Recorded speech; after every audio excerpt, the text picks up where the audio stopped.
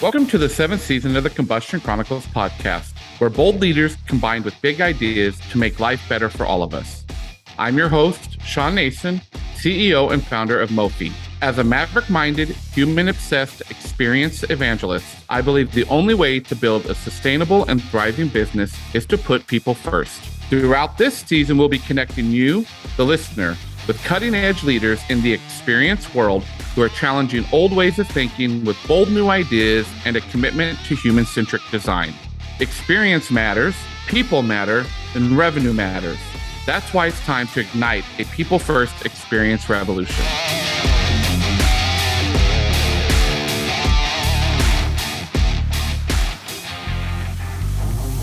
My guest today, Greg Boullin, is the Senior Vice President of Experience and Innovation at MasterCard. In this role, Greg leads the Experience Research and Insights practice as a part of MasterCard's Foundry, which is the part of the organization that focuses on new product development and exploring behaviors, trends, and value propositions that unlock customer value and drive business growth. He and his team are charged with de-risking the introduction of new products and services through consumer-centric research and insights in close collaboration with experienced design, engineering, and product teams. During his career, Greg has worked across the spectrum of brand, product, experience, and commerce, leading digital transformation projects and shaping innovation for organizations such as Unilever, Wells Fargo, RBS, and Samsung. Welcome to the Combustion Chronicles, Greg. Thanks for having me, Shawn. So great to be here. I love the podcast. I love your building, community of CX practitioners for us as well. Yes. Well, we all know MasterCard's tagline, and if you don't, you should, priceless. And we love it. So there are definitely things that money can't buy, including time. And I appreciate you spending some time with us here today. So thanks for that. But you've been at MasterCard now for almost 3 years.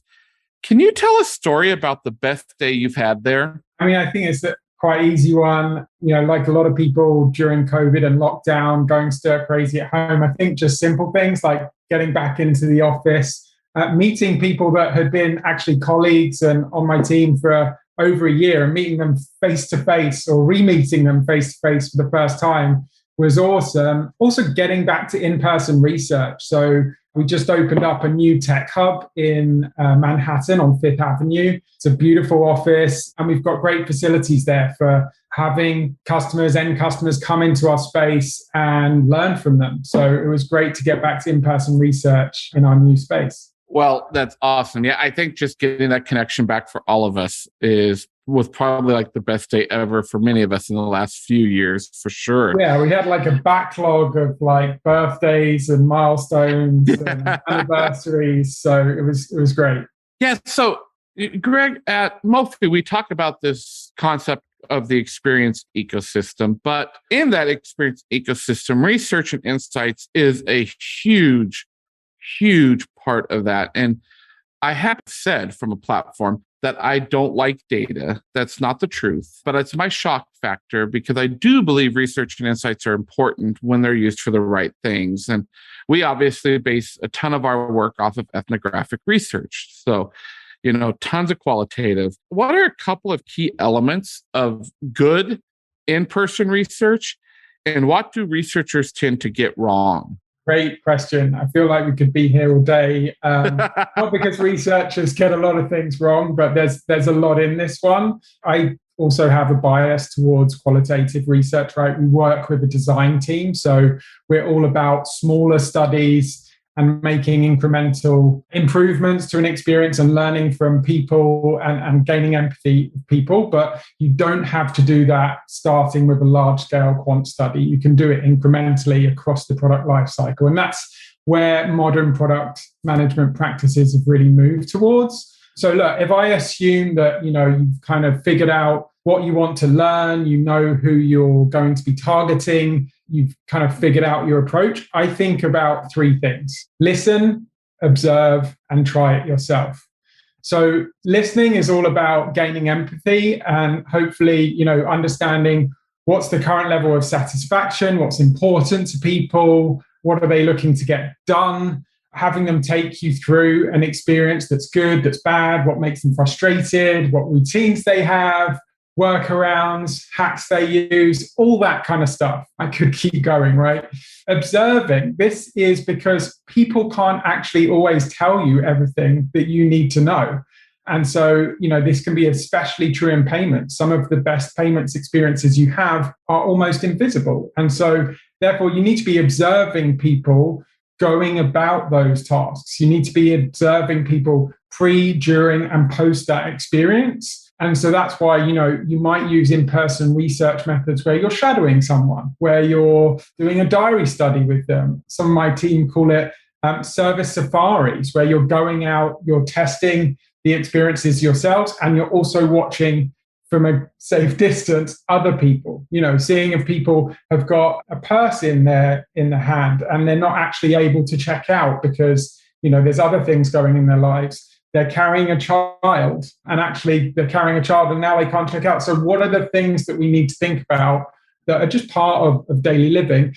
And then try it yourself. This probably seems really obvious, but it's actually the one that I see that sometimes get overlooked, believe it or not. You should be trying an experience for yourself, doing an audit of the competition, trying to sort of get a perspective of what it's like to be your customer and what they have available to them today. The cool thing about this is if you do that right, you kind of get a sense of what's the level of current satisfaction people have, what are their priorities, and then to what degree is it served in the market? And that gives you an idea of the opportunities to innovate. So yeah, those are the three things. I think you actually asked me, what do researchers get wrong? I think researchers get an incredible amount right. They're often, outnumbered in their organizations, but sometimes trying to go it alone. I think the best researchers bring people in, cross-functional teams, get executives to join your research. You'll find if executives join,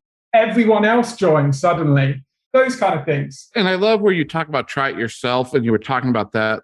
I just remember when I started my journey in this field, when I worked for the Walt Disney Company and then when I went into healthcare, how, in particular in the healthcare space, executives had not walked through many of the products and services that they were offering. And once we did that, it was mind-blowing how investments changed. When they were like, holy cow, we do that to our members? Yeah, that's what we do. Well, we need to change that.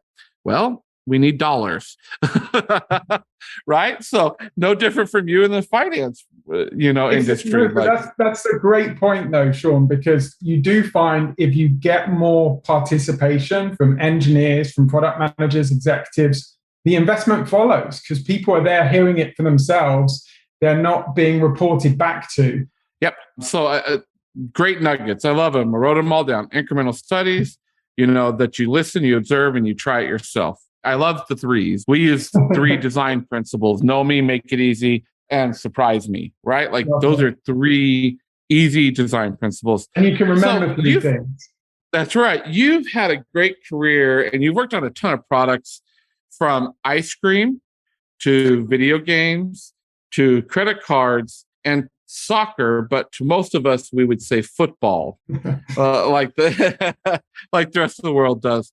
So going back to those types of principles, are there 1 or 2 CX principles that carry across all these different products that you use that our listeners should know about? I think reflecting back on sort of the earlier part of my career, I realize now that I was a bit more of a digital marketeer. And then there was somewhere along the lines a step change that happened where we were taking clients' marketing budgets and we were creating product experiences with it instead of sort of tentpole marketing campaigns.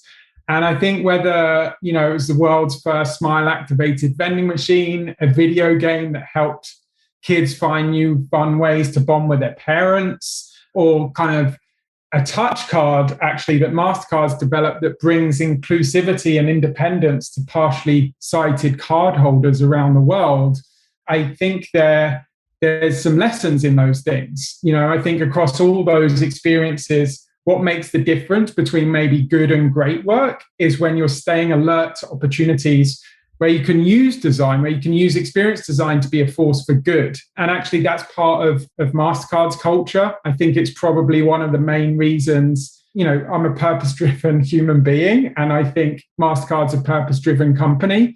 And I think that's why it really resonated with me, to act with purpose, lead with the heart, make a positive impact. I think that's an experience principle that I see as a key one, being a force for good. I still remember the sort of quote from our outgoing CEO, Ajay Banga, it's time for doing well by doing good to become business as usual. So I think that one's definitely a favorite of mine. I think other things would be universal in some way. Well, Greg, thanks again. Love, force for good. So can you give us a real life story how, designing a better experience or the power of experience made someone's life better, or even when it became abundantly clear to you that this is what you wanted to do? Yeah, I mean, it's a fantastic question. I think if you've worked in CX for a good amount of time, you do tend to realize and get incredible opportunities to apply your skills to support some causes that do help make the lives better for people. Admittedly, some more than others, maybe. They probably sit on a spectrum of worthiness, right? I think in my career, I've helped people get their pizza delivered more quickly. I've created experiences that allow you to get a free ice cream in exchange for just smiling. I've also helped lower income individuals prove access to funds if they want to buy a house so that they're not sort of a UK term, but gazumped by investors or cash buyers. So, I think now with MasterCard, we've also been looking at ways we can help individuals and the planet too. One great example of that is MasterCard's Priceless Planet Carbon Calculator. It gives, consumers a completely new way to make more informed spending decisions and take climate conscious action by connecting card transactions to their personal carbon footprint. We've created that in collaboration with the Swedish fintech economy, and it helps banks equip their customers with carbon footprint data and gives insights to help inform their spending and offer ways to contribute to reforestation. And we have a target of 100 million trees in our Priceless Planet coalition. Wow. And it's been a really successful journey so far. There's a lot the team have put into that, grounding, design decisions in human psychology, doing prototyping to learn experiments, to really learn from people, because purpose-driven consumerism is kind of a new category. It's not got behavioral norms already set. What I love about that story more is you're talking about 100 million trees for a company that does finance. You might say we do finance, or I think a lot of listeners at home, right, Shawn, probably think we're just a credit card company. We are more than that. I think card in the name maybe throws people off. Tell us what more MasterCard does. Yeah, I guess card has been in our name since the early days, but I think we're much more than that today. We're a technology company that's driving the payments industry. We're focused on innovation in areas like sustainable consumption. Just gave an example of that. Digital identity, cyber and intelligence, open banking, cryptocurrency.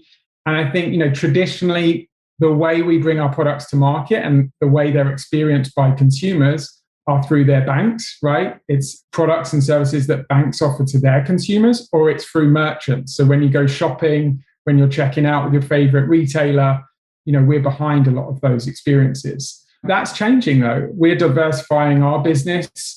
Some of our new customers are very diverse, from billers to small, medium businesses to lenders supporting those small, medium businesses to governments. The list kind of goes on. So it's a great time. If you're in a B2B2C business, there's so much disruption happening.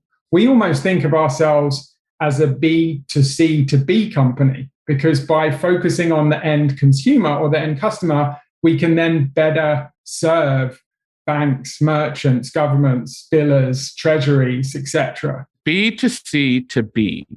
There you go. That mindset, I would not say is really big in corporations today. So what would be a piece of advice as you're thinking about the experience ecosystem? You work in this every day. What would be a piece of advice that you would give to leaders around being a B2C to B company? Because I think there's a really big nugget in that.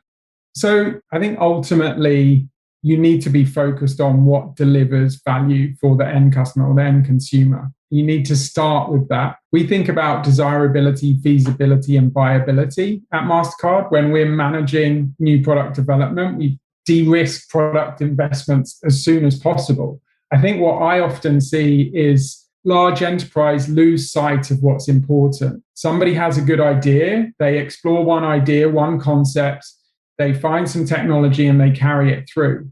That's not what design thinking is about. That's not what CX is about. It's about remaining genuinely focused on the needs of the people that you serve. One of the monikers of my team is we have to design the right thing before you design it right. That means finding the right problem first. I think we all make Albert Einstein happy if we do that, right, as well, which is a bonus. And then you've got to design the right solutions following that. And there's so many examples, Amazon Fire Phone, Quibi, where deviating from that sort of modern approach to product design just gets you in hot water. Yeah.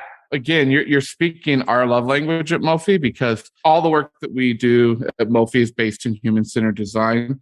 I don't use the term design thinking, Greg, because I am a graduate from the Stanford D School. So it does get, I like to use human-centered design, and which leads into this next question, because we talk about a lot at Mophie about being maverick-minded and human-obsessed. And so the industry that you work in, I don't even want to, after what you've told me, I hate to even use the terminology financial industry. That industry doesn't seem a lot of times to celebrate maverick-minded thinking, where more like the tech industry does. So in your opinion, is there a place for maverick-minded people in the financial industry and in the industry that you guys are even exploring at MasterCard? Absolutely, I think so. I mean, I think that maverick mindset is also the role of our CIO. That's Ken Moore. He leads our Foundry team, and he ensures that we're focused on exploring that intersection of emerging technologies and new behaviors to really identify new products and services that can then be rapidly scaled. As we manage a portfolio of innovations, we try and de-risk those investments early on and ultimately find a way to allow us to differentiate and unlock value while also remaining true to the people that we're serving, the end customers. I do think that maverick mindset allows us to accelerate vitality for the business. And what I mean by that is when we're introducing new products and services that will not only future-proof our business, ideally, they can also provide meaningful value for people and hopefully the planet at the same time. So starting to almost think about that triple bottom line, or at MasterCard, we think about it as simultaneously weighing outcomes for people, planet, and prosperity. And I believe that's a journey that a lot of enterprises are on right now. And it's also why in the US and many places around the world, you're also seeing the emergence of benefit corporations becoming more prevalent. And I think actually, if you're focused on attracting the best purpose-driven talent as an enterprise, you also need to make sure that you're doing these sorts of things that provide prosperity, but also that serve the interests of people and the planet too, and being authentic about it. So I don't know, maybe people, planet, prosperity is the maverick mindset you're looking for. There's some great wisdom there and what's been given there. So let's put on our human-centered design thinking hat here.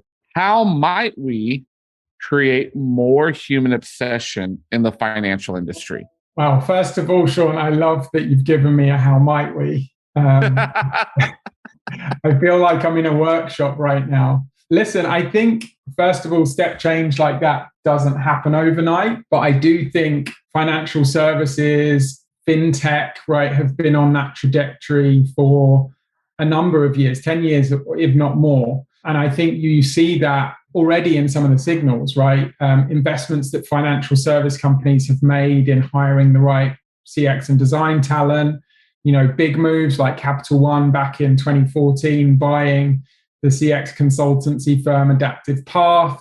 And then you just have to have a look, as I know you do, Shawn, at sort of FS and payments conferences and see FX, the intersection of FS and CX conferences coming together. I seem to get invited to another one every day. So, I think that's a good signal that things have changed. But how do we create more obsession? I think invest more of your profits back into understanding the people that create your business, right? The purpose of a business is to create a customer. I think that's Peter Drucker I'm quoting. And so, you need to reinvest that money back into understanding people if you want to stand a chance of remaining relevant and also retaining that profit.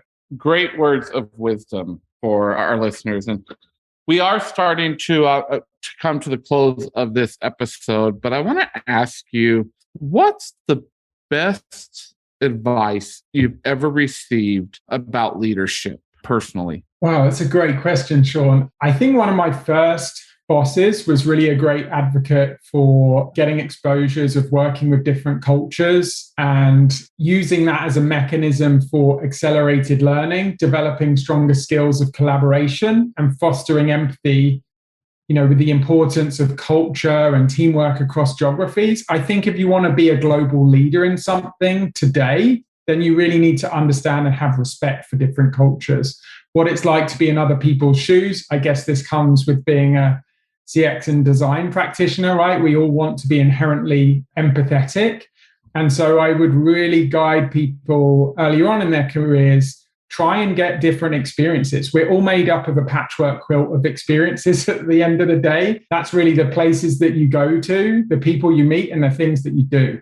And so get some of those experiences. I've been lucky to work around the world. I'm sure I would not have learned as much as I did if I didn't push for assignments that took me overseas, enabled me to live in new places. And you could probably apply the same logic thinking about getting exposure to different industries as well. But I will just say get experiences of lots of different cultures, and that will accelerate your learning and your career potential as it relates to leadership. Love the diversity piece there and the exposure. Well, it has come to that time of the episode where we do these things called the combustion questions, Greg. And they're 3 randomly selected questions by what I call my human algorithm. And they were just handed to me. So I have not seen them or read them. Are you ready for your combustion questions, Greg? I think so. I'm not sure. Well, combustion question number 1. If you were to win an all expense paid vacation to a beach for a week, what would you spend most of your time doing or not doing? Wow. Well, I will let you in on a secret, or not really a secret. I am not a big beach person. So I would struggle with that a little bit. I'm more sort of exploring cities or exploring nature, one of those two. I'm not great at sitting on a beach, but I do love scuba diving. I love the connection that you have with other people that you scuba dive with, the things that you see. So I would probably, if I could, have it be in a place that had fantastic scuba diving and I could sort of explore that underwater world for myself. Great. Question number 2. What's the best sandwich? The best sandwich. This is a tough one because I gave up meat 3 years ago. And I have to say, I think the best sandwich is a roast beef sandwich because I'm English and that's kind of what we're programmed to say and experience. But I've had to diversify. I've changed my eating habits. I would probably go with just a really solid cheddar cheese with some pickle. Anything cheese for me is the best sandwich. So, all right. The last question. What do you think about space travel? Wow, I'm fascinated by space travel. I obviously, like most people, think, I balk at the sort of figures, like the financial investment to sort of explore space. And you kind of think, could that money not be spent elsewhere here on Earth more effectively? And I do worry about the sort of carbon footprint of these explorations.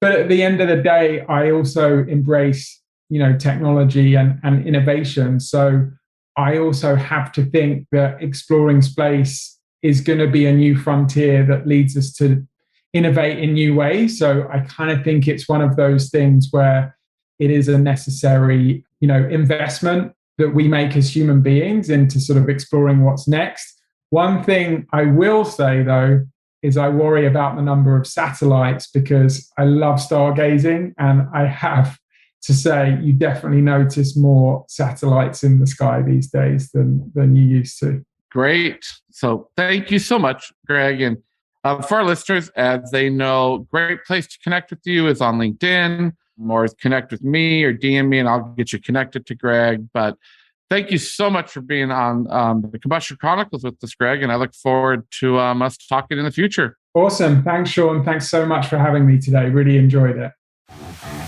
Thanks so much for listening to this episode of the Combustion Chronicles. If you've enjoyed this episode, please take a few minutes to subscribe, rate, and review. Remember that I'm always looking to meet more big thinking mavericks. So let's keep the conversation going by connecting on LinkedIn.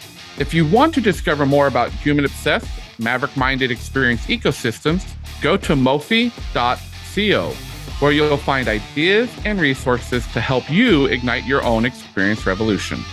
Or go to experienceevangelist.com to learn more about my mission to challenge leaders to blow up outdated, siloed systems and rebuild them with an aligned human-first approach.